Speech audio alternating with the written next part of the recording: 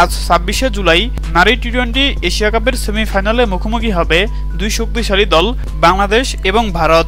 আর এই দুই দলের মধ্যে কোন দল জিতে ফাইনাল উঠবে এবার তারই ভবিষ্যৎবাণী করল জ্যোতিষী রিয়া।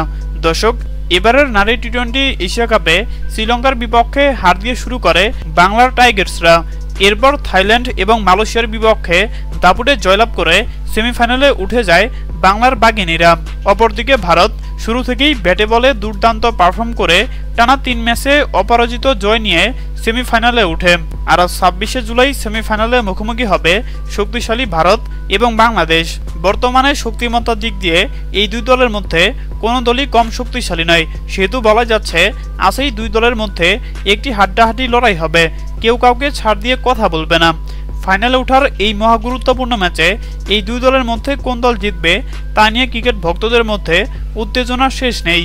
আর এবার এই দুই দলের মধ্যে কোন দল জিতে ফাইনাল উঠবে এবার তারই ভবিষ্যৎবাণী করল জ্যোতিষী রিয়া।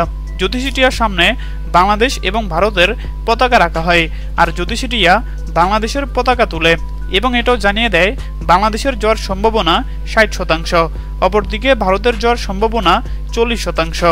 হ্যাঁ দর্শক, আপনাদেরকে বলছি, আপনাদের কি মনে হয় বাংলার বাঘিনীরা কি পারবে ভারতকে হারিয়ে ফাইনালে উঠতে?